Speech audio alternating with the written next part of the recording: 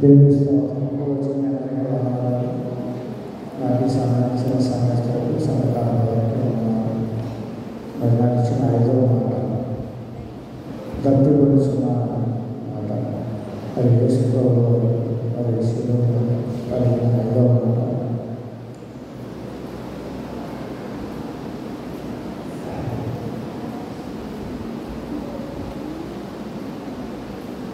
యాహాను సువార్త 19:28 వచ్చింది.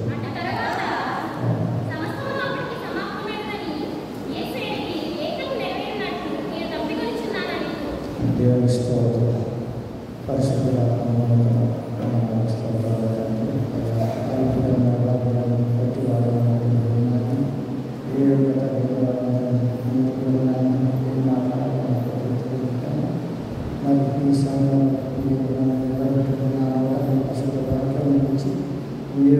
మీరే ఈ సంఘంతో వీళ్ళతో మాట్లాడిన ఈ వసంత నామాన్ని మీరే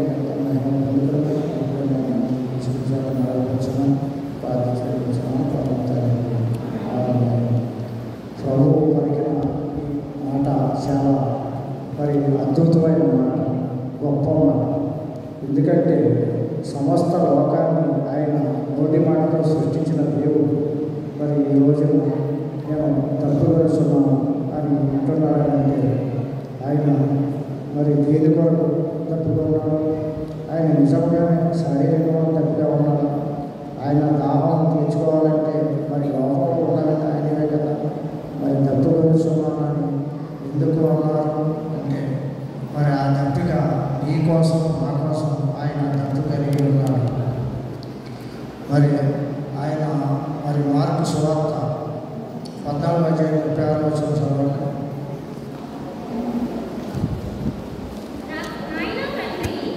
ఆయన తండ్రి నీకు సమస్తము సాధ్యం, ఈ గిన్నె నా యొక్కని తొలగించుకుని హల్లెలూయా.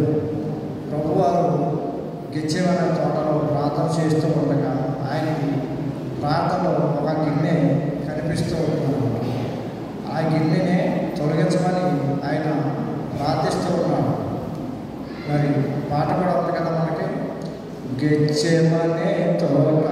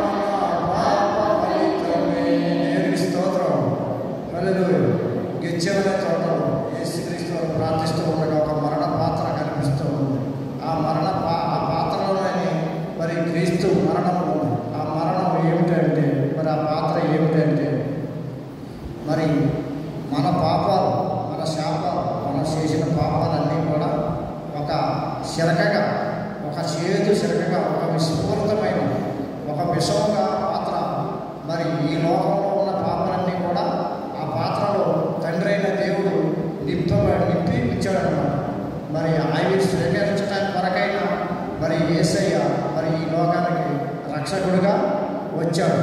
మన ప్రభు అయిన యేసు రక్షకుడు. మరి రక్షకుడుగా కాకముందు మన ప్రభు అయిన పేరు ఏంటి? యెహోవా.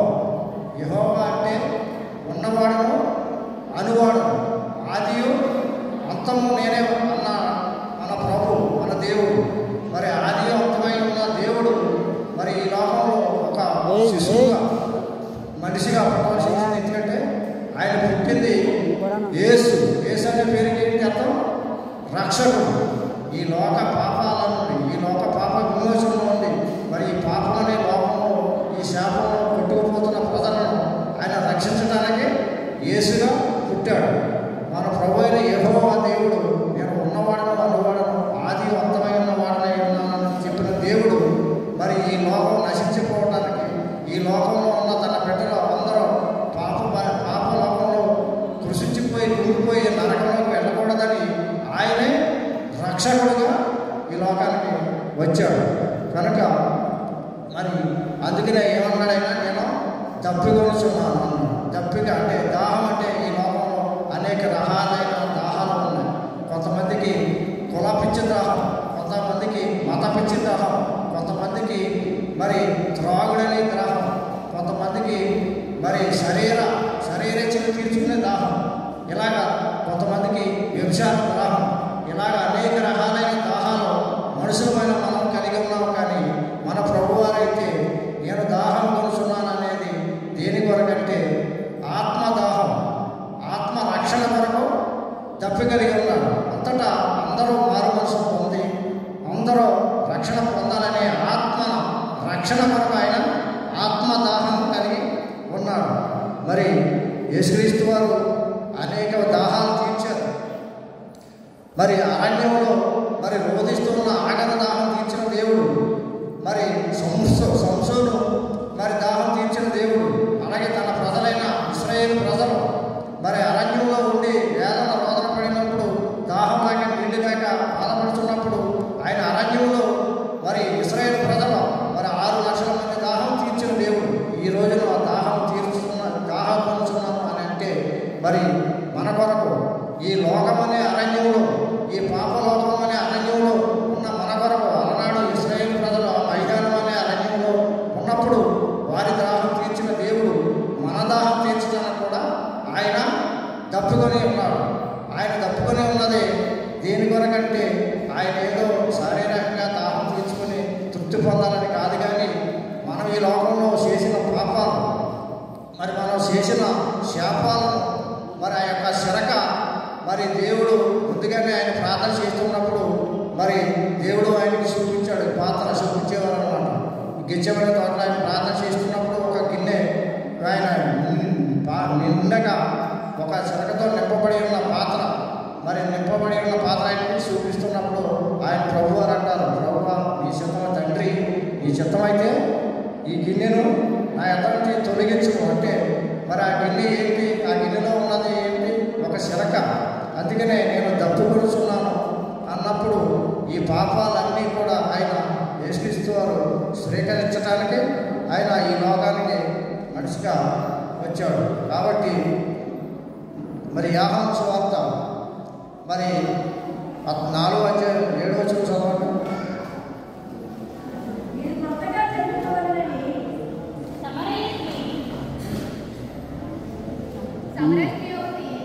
యోహాను సువార్త 4:7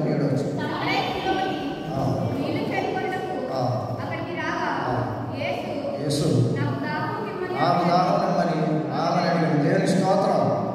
యేసయ్య సమరయ స్త్రీ స్వకార భావాన్ని యాకోబు బావి దగ్గరికి వచ్చినప్పుడు ఆయన శిష్యులను ఊరిలోకి పంపించి ఆయన బావి దగ్గర కూర్చుని ఉన్నప్పుడు ఒక స్త్రీ గంట మధ్యాహ్నం 12 గంటలకు నీళ్లు తోడుకోవడానికి వచ్చిందన్నమాట.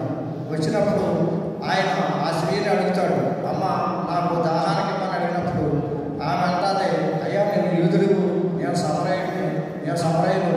సమరయుడికి యూదుడికి సాంగత్యం లేదు కదా, మేమిచ్చి నీళ్ళు నువ్వు ఎలా త్రాగుతావు అని యేసయ్య అన్నప్పుడు, అయితే యేసయ్య నిజంగా దాహం కొని మరి తప్పుగా అడగలేదు. కానీ ఆమెకు ఉన్న దాహం తీర్చడానికి మరి ఆమె చాలా ఇహలోక సంబంధమైన దాహంలో ఉంది.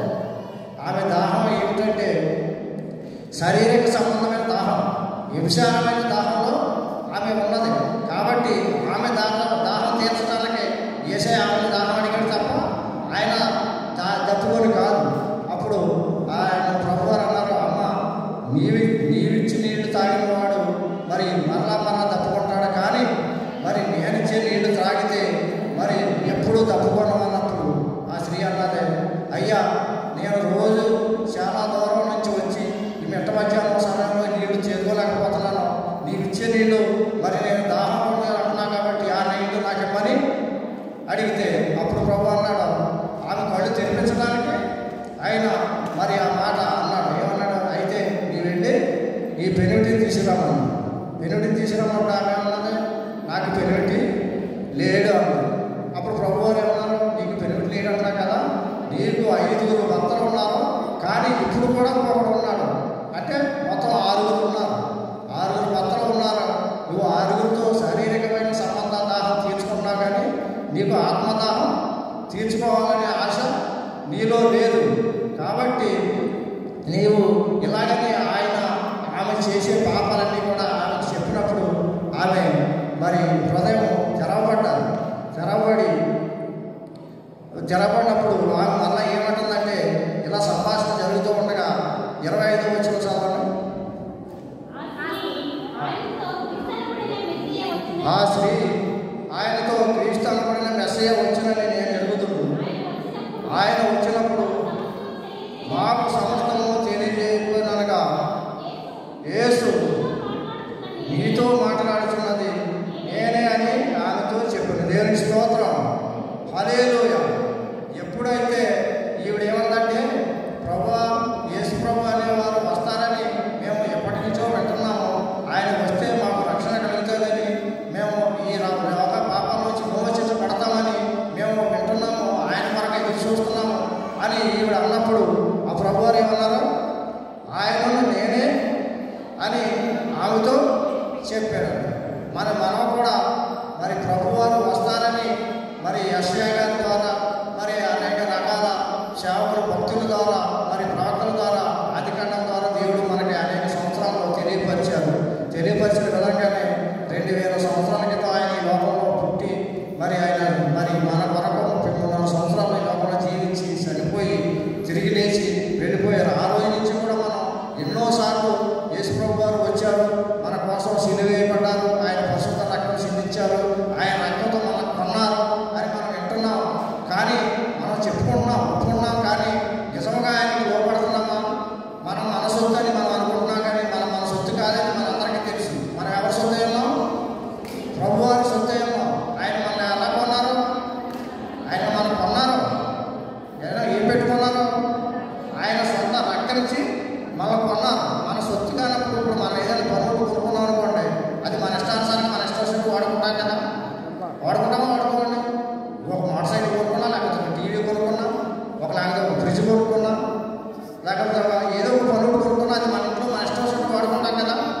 అలాంటిది మీరు మీ సొత్తు కాదు, మీరు నా సొత్తే ఉన్నారు, నేను నా రక్తం ఇచ్చి మిమ్మల్ని కొన్నాను అన్నప్పుడు మరి దేవుని సొత్తు దేవునికి ఇష్టంగా ఉండాలి కదా, దేవునికి ఇష్టానుసారంగా మనం వాడబడాలి కదా.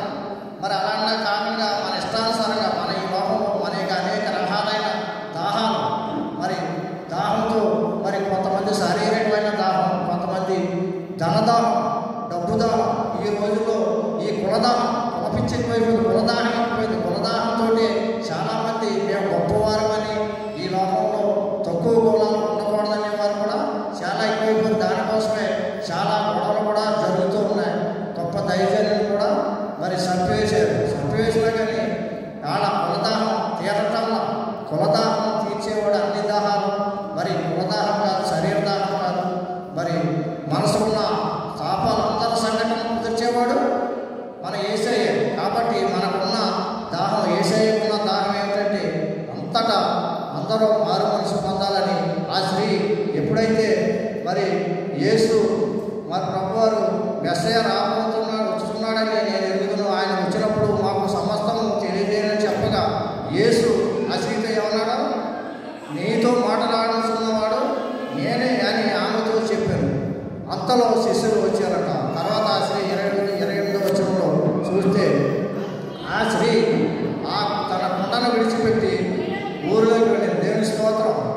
యేసు ప్రభు వారు ఎప్పుడైతే నేనే ఆ మెస్సయ్యను అని చెప్పారో, ఆ మాట విన్నాయంటే ఆమె ఏం చేసిందట, ఆమె చేతిలో ఉన్న కుండను విడిచిపెట్టేసింది. కుండను మనం విడిచిపెట్టేస్తే ఏమవుతుందండి? చేతిలో విడిచిపెట్టేస్తే ఏమవుతుంది? పగిలిపోతుంది కదా. ఆ కుండను ఎప్పుడైతే విడిచిపెట్టేసిందో ఆమె పాపాలన్నీ కూడా పటాపంచలైపోయింది. కుండ ఎలాగైతే పగిలిపోయిందో ఆమె పాపాలన్నీ పటాపంచలైపోయి యేసుక్రీస్తు ప్రభు అనే సువార్తను ఆమె హృదయంలో మరి వాక్యం అనే నీటిని ఆమె హృదయం కుండలో నింపుకొని ఆమె ఎక్కడికి వెళ్ళింది?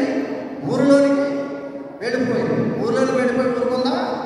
అప్పుడు అందరితో చెప్పింది ఏమని, రండి, ఎప్పుడు మెస్సయ్య వస్తాడని మనం వింటున్నామే, మరి నిజంగా మెస్సయ్య వచ్చాడు, ఇగో నా పాపాలన్నీ నాతో చెప్పి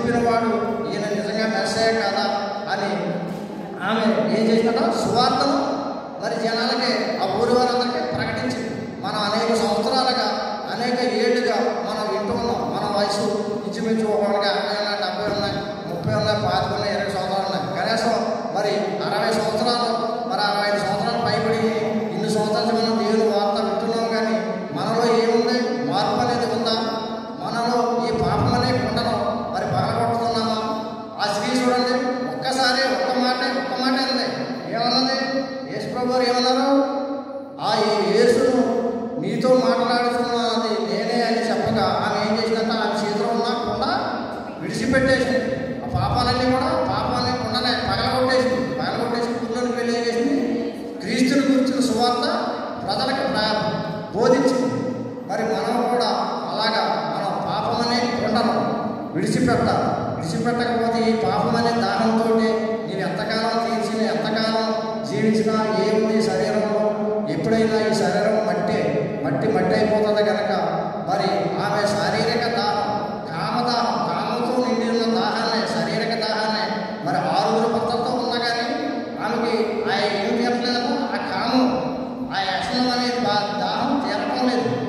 ఆ తీరకపోవడం కాదు, ప్రభువారు సమస్తాన్ని ఎరిగిన దేవుడు కనుక ఆమె దాహాన్ని తీర్చడానికి మరి శారీరక దాహం కాదు కానీ హృదయానుసారమైన దాహం, ఆత్మదాహం, మరి రక్షణ మార్గంలోంచి నడిపించే దాహాన్ని ఆమెకి ఇవ్వాలని యేసయ్య వచ్చారు. అందుకనే ఏమన్నాడు ఆయన? అమ్మ, నీడిచి నీళ్లు తాగువాడు మరలా దెబ్బకుంటాడు, కానీ నేనిచ్చి నీళ్లు తాగువారు ఎన్నటికీ దెబ్బకొన్నప్పుడు ఆమె ఏమడిగింది? అయ్యా, ఆ నీళ్లు నాకు ఇమ్మని అడిగింది. మరి ఆయన నీళ్ళు ఆయన ఆమెకి ఇచ్చారు, తీసుకున్నది. ఎప్పుడు తీసుకుంది? మెస్సయ్య వస్తాడని, మాకు మెస్సయ్య వచ్చుతున్నాడని ఎరుగుదును, ఆయన వచ్చినప్పుడు మాకు సమస్తము తెలియజేయని చెప్పగా యేసు అన్నాడు, నీతో మాట్లాడుతున్నది నేనే అని ఆమెతో చెప్పినప్పుడు ఆమె ఏం చేసింది? ఆమె హృదయాన్ని, దాహాన్ని పరిశుద్ధ వాక్యంతో నింపుకుంది. ఏమైంది? అప్పుడు ప్రభువారు నీళ్ళు ఇచ్చారు కదా, ఆమె ఇంకా ఎన్నటికీ దాహం పొందకుండా మరి పరిశుద్ధ వాక్యాన్ని ఆమెకి ఇచ్చారు. ఆ వాక్యాన్ని హృదయంలో నింపుకుని ఆవిడ ఏం చేసింది? ఊరిలోనికి వెళ్ళి ఊరు ప్రజలందరికీ సువార్త చెప్పింది. అదేవిధంగా మనం ఎన్నో సంవత్సరాల నుంచి వింటున్నా కానీ మనం ఎప్పుడైనా ఇతరులకు సువార్త చెప్తున్నామా? ఒకవేళ చెప్పినా కానీ ఆ చెప్పిన మాటల ప్రకారంగా మనం కూడా జీవిస్తున్నామా? చెప్తే కాదు కానీ వాటిని అనుసరించి జీవించేవాడే చెప్పినట్టు. నేను పెద్ద ప్రసంగాలు చేసి పెద్ద బోధన చేయడం మాత్రాన వారు సేవకాలు పడతారేమో కానీ, బోధనలు పడతారేమో కానీ దేవుని రాజ్యంలోకి వెళ్ళరు. కానీ వాటిని అనుసరించి వారే దేవుని రాజ్యంలోకి వెళ్తారు. మరి ఒకేసారి విన్నది ఆ స్త్రీ ఏమన్నది? నేను ఇచ్చి నీళ్లు త్రాగేవారు ఎన్నటికీ దాహం అన్న మాట విన్నది. ఆ నీళ్లు నాకు ఇమ్మని దేవుడు ప్రాధేయపడి అడిగింది. ఆమె మనసులో ప్రభువారు వాక్యాన్ని నింపారు. ఆమె హృదయం అనే కుండ మరి వాక్యాలతో నింపుకుని ఊళ్ళోకి వెళ్ళి వాక్యాన్ని బోధించింది. పాపం అనే కుండను పగలగొట్టింది. మనం కూడా ఏ సేవ మనకి దాహం కొలుచున్నాము అనే మాట ఎందుకు అన్నారంటే, మరి తండ్రి ఒక శిరకను, ఒక పాత్రను ఆయనకు చూపిస్తూ ఉన్నారు. గెత్సేమనే తోటలో ప్రార్థన చేస్తూ ఉన్నప్పుడు ఒక పాత్ర ఆయన చూపిస్తున్నప్పుడు అందుకే ఆయన అన్నాడు, తండ్రి ఈ పాత్రను నా యొద్ద నుంచి తొలగించు, అది నా చిత్తం కదా, నీ చిత్తం మీద తొలగించుకున్నప్పుడు. కానీ ఆ పాత్రలోని యేసుప్రభువు తాగకపోతే మరి మనకి రక్షణ లేదు. ఆ పాత్ర ఏమిటంటే ఈ ప్రపంచంలో, ఈ లోకంలో చేసిన పాపాలన్నీ కూడా ఒక ఘోరమైన విషపూరితమైన ఒక శిరక ఆ పాత్రలో యెహోవా దేవుడు నింపాడు. ఆ పాత్రను మరి ప్రభువారు తండ్రి నాకు దాహం ఉంది అని అన్నప్పుడు మరి అక్కడ ఉన్న శిశువులు, అక్కడ ఉన్న సైనికులు అతను వెళ్ళి ఒక స్పాంజిని ఆ శిరకలో ఉంచి ఆయనకి విశ్వము పుడకని దానితో తగిలించినప్పుడు ఆ శిరకను యేసుప్రభువారు స్వీకరించారు. ఆ పాత్రను స్వీకరించారు అంటే పరిశుద్ధుడైన దేవుడు, పరిశుద్ధుడైన యేసయ్య పాపిగా మరి పాపాలన్నీ మింగి ఆ చేదు శిరక పుచ్చుకుని ఆయన పాపి అయ్యాడు. మన పాపాల కొరకు, మన పాపమైన మన కొరకు ఆయన పాపి అయ్యాడు. పాపి అయిన వల్లనే ఆయన మరణం పొందాడు. ఆ శిరకను ఎప్పుడైతే ఆయన పుచ్చుకున్నాడో ఆ పాపాలన్నీ కూడా, ఈ లోక పాపాలన్నీ కూడా ఆయన స్వీకరించినట్టు అయింది. ఆ శిరకను పుచ్చుకోవడానికి విషపూరితమైన శిరక కనుక ఆ శిరకను పుచ్చుకున్న తర్వాత ఆయన చనిపోవడం జరిగింది. చనిపోయిన దేవుడు మరి ఆయన దేవుడు కనుక ఆయన పాపాలన్నిటినీ మరి శిలువ వేసేసి మరి ఆయన మరణించి మృత్యుంజయుడై తిరిగి లేచాడు.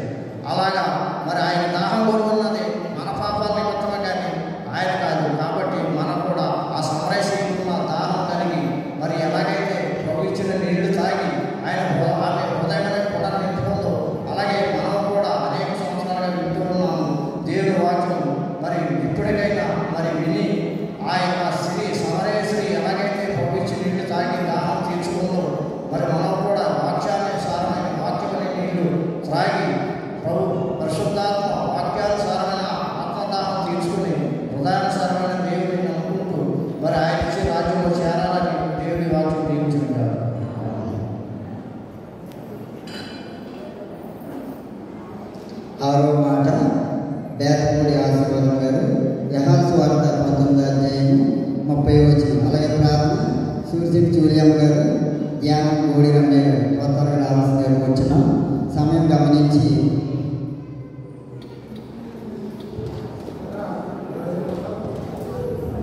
యేసు శిలువలో పలికిన ఆరవ మాట యోహాను సువార్త 19:30.